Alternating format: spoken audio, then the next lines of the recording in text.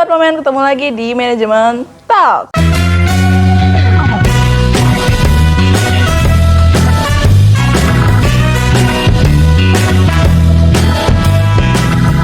Di episode 10 kali ini kita akan belajar tentang 20 menit belajar tentang fotografi. Nah, sebelumnya boleh nih Kak untuk memperkenalkan diri dulu kakaknya.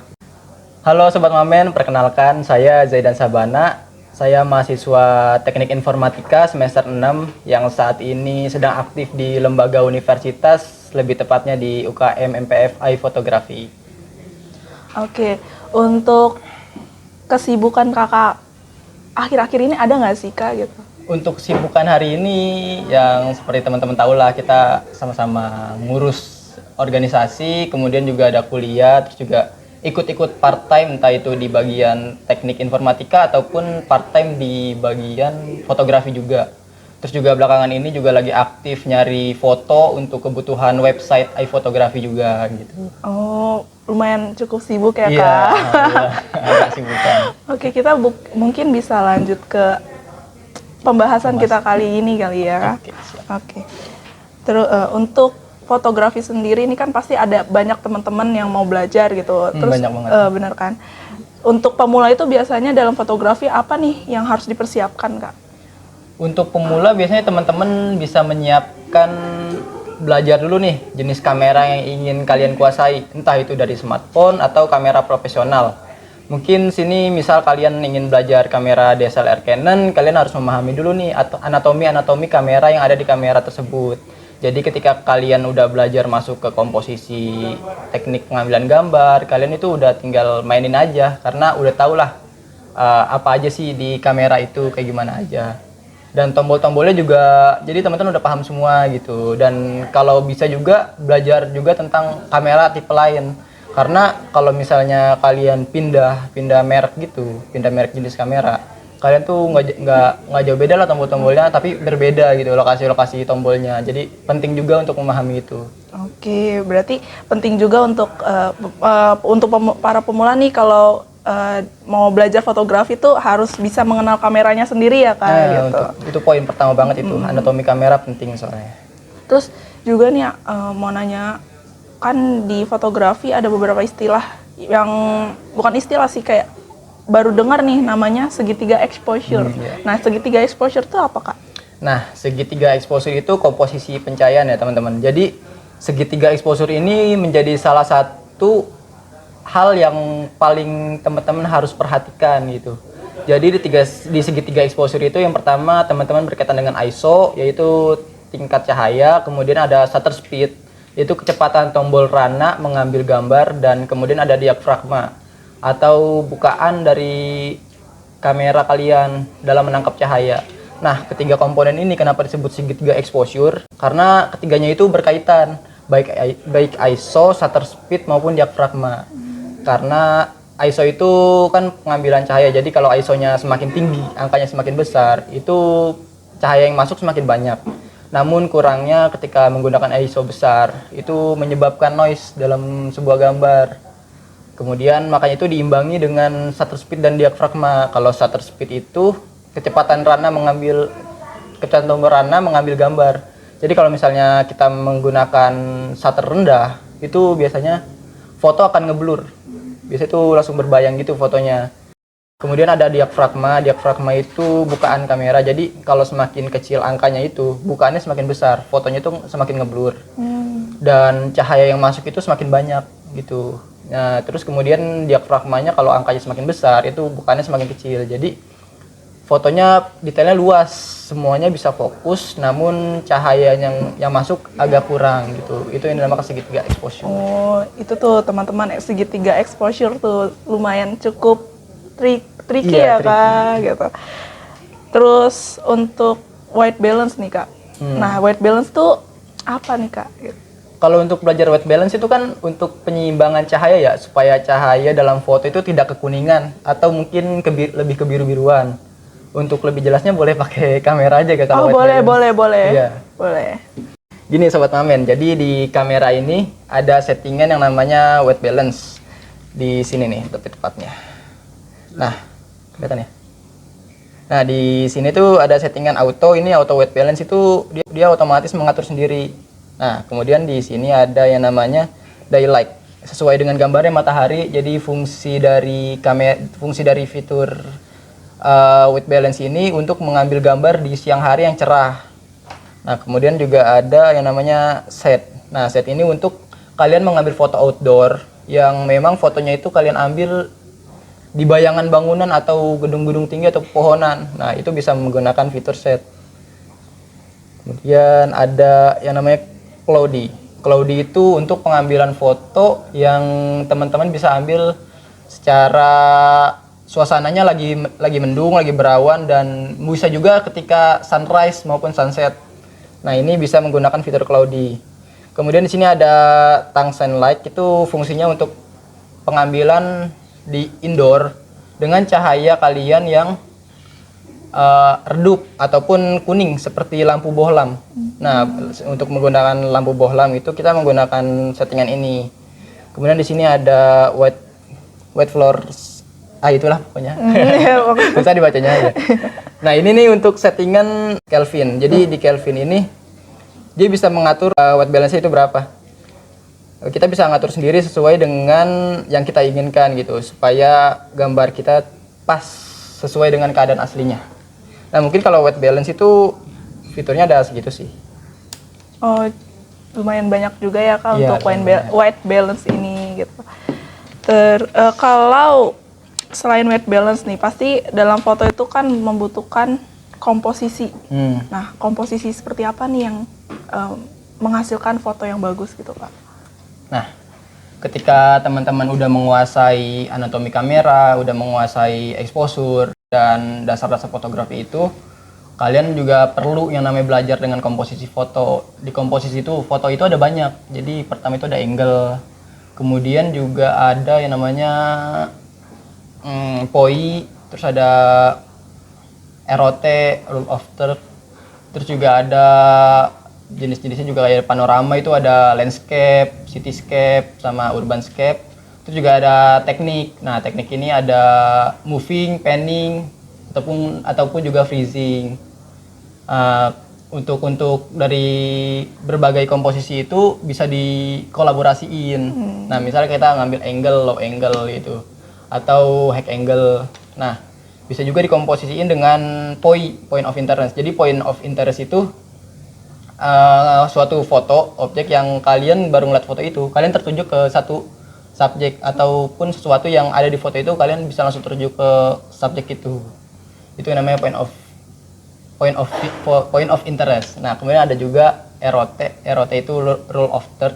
Itu pengambilan gambar dengan subjek. Di subjek di kamera ini ada yang namanya garis-garis ini nih, garis-garis ini, garis-garis yang ada di kamera. Ya, kameranya. Nah, itu kita menempatkan subjek itu ada di situ supaya menjadi komposisi ROT. Kemudian ada panorama. Panorama itu ada 3 jenis, landscape, cityscape, sama urbanscape. Nah, cityscape itu yang kita tahu lah ya. Orang-orang kalau main ke Sudirman, ya, foto-foto gedung. Terus kalau lagi main ke Bogor ataupun pantai, puncak, itu bisa lah kita ngambil foto-foto landscape. Nah, untuk urbanscape sendiri itu foto perbandingan. Misalnya kayak contoh pemukiman kumuh, kita foto belakangnya itu kawasan elit perhotelan atau gedung gitu. Nah, itu bisa jadi urban. Kemudian ada juga teknik panning. Kalau teknik panning itu biasanya digunakan pada fotografer sport. Kita juga ada fotografi sport, itu biasanya menggunakan teknik panning yang dimana subjeknya itu nge-freeze, cuman background itu nge-blur. Nah, sebaliknya dengan moving. Kalau moving itu subjeknya yang blur dan backgroundnya itu yang jelas gitu. Wah, ini pasti sobat Mamen yang denger ini pasti kayak, oh ternyata banyak juga ya komposisi yang harus dibutuhkan dalam komposisi foto ini gitu. Terus tadi kan udah ngomongin komposisi nih Kak. Kalau untuk foto untuk megapiksel dalam foto nih, itu berpengaruh nggak sama hasil foto?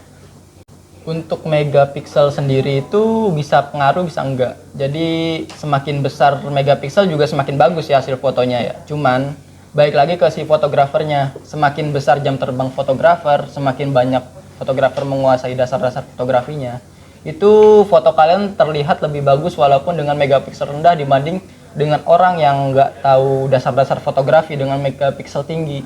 Jadi itu keuntungan megapiksel nggak terlalu besar, tapi keuntungan skill dari kalian memotret itu jauh lebih tinggi gitu. Tadi jadi bisa berpengaruh, bisa juga enggak Iya, untuk bisa berpengaruh. dari megapikselnya ini. Iya, betul. Oke.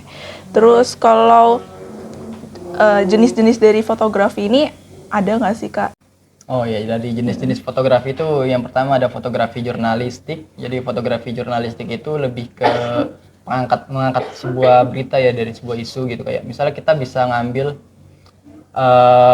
general news. General news itu foto-foto yang memang udah pasti adanya, misalnya kita memotret pembuatan dodol. Nah, itu sebuah general news, ataupun sebuah aksi demo itu juga sebuah general news. Nah, kemudian ada juga spot news.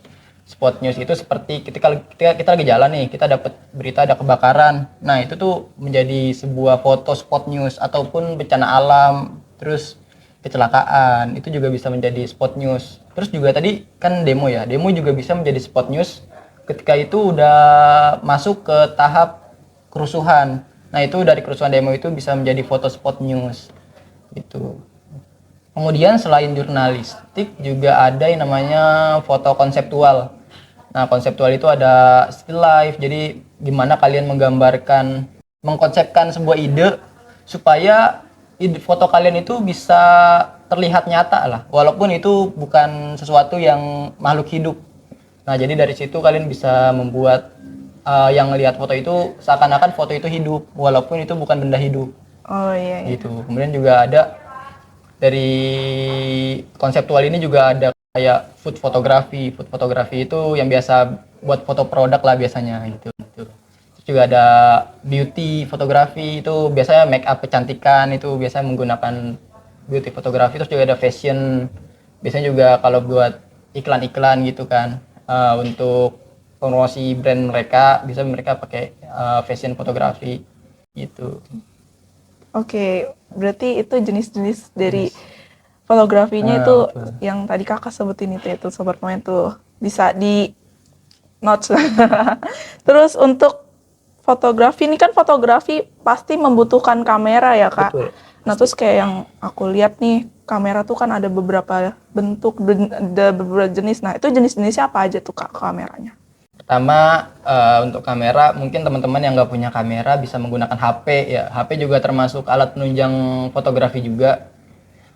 Terus juga ada yang namanya DSLR. DSLR ini mungkin kamera yang banyak lah orang tahu. Orang awam pun tahu kamera DSLR itu ada apa aja. Misalnya ada kamera Canon, Nikon, Sony. Itu kamera DSLR. Terus ada juga kamera mirrorless. Mirrorless ini seperti DSLR sama, cuman versi simpelnya gitu. Terus ada juga kamera pendahulu sebelum DSLR dan mirrorless, itu ada SLR, terus ada analog. Terus ada juga kamera yang lagi hype baru ini di kalangan anak muda, itu kamera Instax. Oh, iya. Kamera Instax itu yang kalau kita cekrek itu langsung keluar sendiri Oh iya cetakannya. Tato yang langsung keluar hasilnya itu Iya. ya Kak. Oh. Itu emang lagi hype sih sekarang, juga lagi naik juga kamera itu gitu. Jadi itu beberapa jenis dari kamera yang dibutuhkan untuk si fotografi ya Kak, secara umumnya ya gitu. Terus aku tuh mau tahu nih perbedaan dari kamera DSLR sama mirrorless tuh apa nih Kak? Jadi perbedaan kamera DSLR dan mirrorless itu yang pertama ada di ukurannya. Kalau DSLR biasanya tuh ukurannya besar-besar ya. Cuman kalau mirrorless itu versi simpelnya, jadi kecil dan mudah dibawa kemana-mana. Terus juga tiap lensanya itu beda, lensa DSLR dan lensa Canon. Terus yang lebih membedakannya lagi itu ada di bagian viewfinder. Jadi di viewfinder DSLR itu kebanyakan masih optikal, dimana kalau kita mau motret pakai viewfinder itu kita nggak bisa ngatur settingannya dari situ gitu. Jadi kita harus cekrek dulu baru kelihatan hasilnya. Oh jadi di foto dulu baru di setting gitu? Enggak, jadi foto nih kita ngeliat di viewfinder itu tuh nggak bisa ngeliat settingan cahaya kita.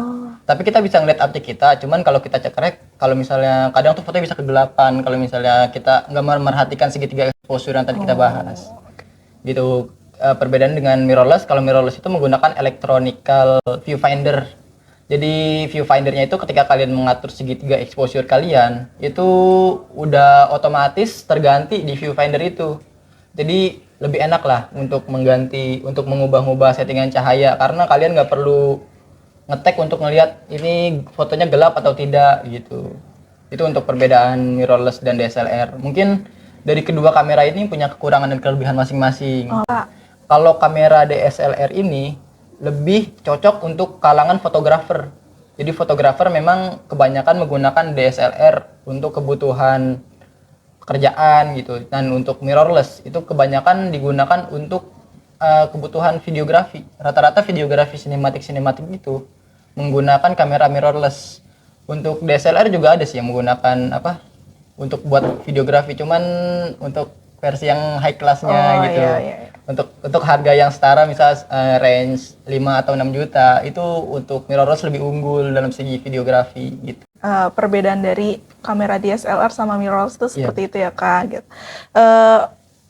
Terus juga kan aku juga suka lihat-lihat nih kamera, bentuk-bentuk kamera tuh berbeda-beda ya Kak. Kayak ada yang lensa, terutama lensanya nih, lensanya tuh ada yang panjang, ada yang pendek, ada yang ya pokoknya macam-macam itu. Nah, dari lensa itu sendiri ada jenis-jenisnya juga Kak? Iya, ada banyak jenis-jenis lensa. Cuman yang paling sering digunakan oleh orang banyak itu yang pertama emang lensa kit atau lensa yang biasanya kita beli kamera itu udah sekalian lensa. Itu lensa 18 focal lengthnya 18 sampai 55. Kemudian juga ada lensa yang focal lengthnya tetap, misalnya kita nggak bisa ngubah ini mau jaraknya berapa, nggak bisa kayak lensa kita di 18 sampai 55 gitu. Ini misalnya kita focal lengthnya dapat 50, ya udah berarti itu namanya lensa fix 50, focal lengthnya tetap, cuman keuntungannya itu dia menggunakan bukaannya lebih besar, jadi kita bisa pakai 1,8 diafragmanya gitu. Itu membuat hasil gambar kita semakin bokeh. Kemudian selain lensa kit dan fix ada juga lensa tele. Nah, ini lensa tele ini lensa tele biasa sih yang jaraknya itu 55 sampai 250. Jadi ini termasuk lensa zoom juga yang jangkauannya jauh lah untuk mengambil subjek yang jauh gitu. Terus ada juga lensa super tele. Super tele itu juga sama kayak ini, cuman biasanya tuh range-nya itu dari 70 sampai 1000. Nah, itu tuh lensa yang biasanya digunakan oleh fotografer profesional untuk kebutuhan pekerjaan gitu. Selain lensa tele, lensa fix dan lensa kit yang tadi sudah disebutin, ada juga nih lensa yang emang nggak kalah penting juga dalam dunia fotografi. Itu ada yang namanya lensa wide. Lensa wide itu jaraknya lebih rendah sih. Biasanya itu mengambil focal length itu 10 sampai 17. Fungsi dari lensa wide itu ketika kita mau ngambil gambar yang luas. Misal kita mengambil pemandangan yang emang gunungnya udah dapat semua nih. Cuman kalau kita pakai lensa biasa kita nggak dapet, cuman kepotong nih nggak sampai bawah kakinya. Nah, kita bisa menggunakan lensa wide itu untuk mengambil keseluruhan gitu. Jadi itu tuh Sobat Momen, lensa-lensa yang sering dipakai untuk fotografi gitu. Terus setelah perlensaan ini nih Kak, gitu, kita masuk ke dunia kerja nih. Untuk suatu perusahaan nih, keahlian dalam fotografi itu sangat penting gak sih Kak? Tergantung perusahaan. Tergantung perusahaan apa dulu? Misalnya kayak kalau perusahaan tentang entertainment atau media kreatif, itu fotografi itu merupakan salah satu senjata yang paling penting untuk di hire gitu oleh perusahaannya. Cuman kalau misalnya seperti perusahaan produksi makanan atau apapun itu fotografer tuh nggak terlalu diperlukan gitu, karena ketika mereka melaunching produknya itu pasti mereka akan menggunakan jasa dari production house yang emang menyediakan jasa untuk foto produk dan segala macam itu. Dan juga ketika memang ingin mempromosikan sebuah produk mereka juga membuat event kan misalnya ya, itu biasanya udah sekalian di event organizernya menyiapkan fotografer juga. Jadi kebanyakan fotografer itu lebih ke bagian entertainment, terus media massa, terus ke media kreatif maupun production house gitu. Nah, itu fotografer biasa udah lari-lari ke sana gitu. Nah, berarti untuk skill atau keahlian itu tergantung dari perusahaan yang bakal ditujunya nanti ya Kak. Oke. Terus kalau Untuk nih, misalkan perusahaan ini mau memasarkan produk barunya nih, pasti kan harus ada foto untuk dipasarkannya gitu kan. Nah, itu untuk menghasilkan foto yang bagus tuh bagaimana ya, Kak? Untuk menghasilkan Foto produknya. foto produk yang bagus untuk pemasarannya penting atau tidak? Iya, betul. Untuk foto produk misal, kita ambil contoh sekarang lebih ke makanan aja kali ya, foto-foto makanan. Jadi sekarang juga bahkan di beberapa makan pinggir jalan itu kaki lima itu juga udah menggunakan foto sebagai media promosi di bagian menu tuh biasanya. Karena kalau misalnya kita hanya berbasis dengan teks, misalnya ini menu nasi goreng berapa harganya tanpa disertai dengan foto, biasanya tuh orang-orang kurang tertarik. Nah, makanya sekarang itu juga dibutuhkan dunia fotografi untuk kebutuhan promosi. Dan juga dalam ini untuk informasi aja ya, fotografi makanan itu biasanya itu nggak menggunakan makanan asli untuk bahan media promosi mereka. Karena kalau misalnya kita menggunakan makanan asli, misalnya kita mie instan, Iya. mie instan kuah, fotografi itu nggak bisa diambil dalam 1-2 menit. Nah, pasti kan membutuhkan waktu sejam 2 jam untuk foto itu. Makanya di fotografi itu biasanya kita menggunakan istilahnya nggak menggunakan bahan-bahan asli, jadi menggunakan hal-hal yang bisa dijadikan menyerupai Indomie gitu. Oh, berarti untuk foto produk itu sangat penting ya, Kak, untuk memasarkan suatu produk. Ya, betul. Oke. Terus kalau usaha yang bisa dilakukan untuk fotografer nih, kan selain selain bisa masuk perusahaan, pasti kan ada mungkin freelance gitu, betul. Jadi ada nggak, Kak? Sebenarnya usaha di fotografi itu ada banyak ya. Untuk teman-teman yang emang menggiati fotografi, kemudian ketika ingin belajar tentang fotografi untuk dihasilkan uang, itu bisa banget teman-teman. Jadi tuh pertama teman-teman bisa juga sebagai dokumenter event. Nah, dokumenter event itu lumayan loh. Jadi misalnya kalian menjalankan karena sebelumnya modalnya itu dikit. Jadi modal cuma kamera. Oke. Kamera, lensa, misalnya kayak tripod dan penunjang yang sederhana kamera lah. Itu biasanya teman-teman hanya modal itu, terus kemudian dokumentasi event-event sederhana lah. Itu biasa sejam 2 jam. Cuman kalian bisa dibayar dengan range 300 sampai 400. Bayangin kalau kalian bisa dapat 3 sampai 4 event dalam sehari kan itu udah lumayan banget Ya, lumayan. Itu untuk dokumentasi event. Terus juga ada lagi kalau kalian pengen sesuatu yang agak lebih profesional dikit, mungkin lebih seperti kayak wedding fotografi, itu juga termasuk meningkatkan level kalian yang lebih profesional lah, walaupun kalian itu sebagai freelance gitu. Jadi di wedding fotografi itu teman-teman juga bisa menghasilkan uang karena wedding itu biasanya kalau kebanyakan itu kan ada juga yang cuman 3 sampai 4 jam, namun juga ada yang seharian gitu kan. Betul. Nah, itu juga biasanya menggunakan tim sih kalau itu. Jadi teman-teman membuat tim, jadi nggak sendirian kalau untuk wedding fotografi. Tadi juga untuk apa namanya? Sebelumnya dokumentasi event. Ya, juga lebih baiknya itu teman-teman mempunyai tim, jadi lebih enak juga. Nah, selain hal yang itu yang membutuhkan peralatan sederhana juga, teman-teman bisa menggunakan yang lebih serius lagi dengan membuat mini studio kecil-kecilan ataupun studio yang sekaligus besar.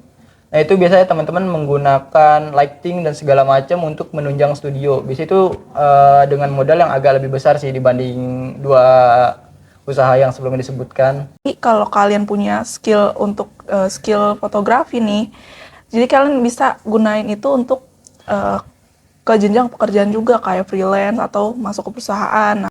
Nah, tadi kan seperti yang kayak kakak sebutin tuh, tadi ada jadi event sama wedding fotografi. Ya, itu. Nah, untuk memulai itu caranya gimana, Kak? Biar teman-teman nih mungkin ada yang mau tertarik dengan hal itu gitu. Boleh Kakak ingin? Mungkin sebelumnya teman-teman nggak bisa bekerja sendiri ya, karena ada juga sih yang bisa kita kerjain sendiri, cuman kebanyakan itu untuk mengerjakan suatu event kayak gitu tuh biasanya kita menggunakan tim 2 sampai 3 orang itu sebenarnya minimalnya 2 sampai 3 orang. Karena juga kebutuhan untuk dokumenter event dan wedding juga ada juga, selain fotografi juga ada videografinya juga.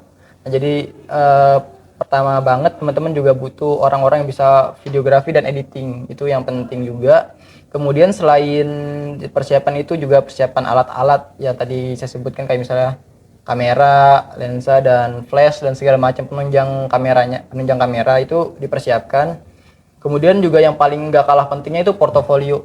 Portofolio. Iya, portofolio foto-foto kalian itu tuh untuk sebagai bahan promosi kalian juga, karena kalau kalian tidak menyiapkan portofolio, gimana klien mau menggunakan jasa kalian? Nah, itu jadi caranya ya, dan termasuk persiapan website yang menjual produknya itu, produk fotonya yang dia hasilkan gitu. Itu ada caranya nggak sih untuk biar kita bisa masukin foto produk kita ke website tersebut tuh? Untuk menjual foto di website itu, pertama banget teman-teman memang harus sudah punya foto ya. Fotonya itu teman-teman yang emang mau dipasarin itu. Kalau bisa juga teman-teman udah mempunyai style teman-teman. Misalnya teman-teman suka banget sama wildlife tentang fotografi alam liar, ataupun teman-teman juga suka sama fotografi pemandangan landscape. Nah, itu bisa teman-teman fokusin di situ supaya nanti algoritma dari website itu bisa menaikkan foto-foto teman-teman gitu. Nah, terus untuk di website juga selain teman-teman bisa membuka di website sendiri, itu juga kita bisa membuat website untuk menjual foto kita sendiri. Itu bisa cuman membutuhkan budget yang lebih besar karena website yang baru otomatis nggak terlalu naik untuk orang cari, kecuali kita yang mempromosikan sendiri. Nah, itu membutuhkan biaya yang besar juga untuk bahan promosi. Kemudian ada cara yang lebih instan selain membuat website sendiri. Ini juga di website sih, menggunakan Shutterstock. Itu Shutterstock website yang yang memang menyediakan sebagai bahan untuk kita menjual foto. Bareng dengan fotografer lain juga menjual di situ. Selain itu juga ada Getty Image dan iStock. Itu website-website besar yang memang digunakan sebagai penjual foto. Nah, itu teknisnya itu teman-teman selain mendaftar akun, ketika nanti teman-teman udah membuat sebuah foto dipasarkan, dipajang di situ untuk dijual. Nah, itu teman-teman bisa mendapatkan yang namanya royalty.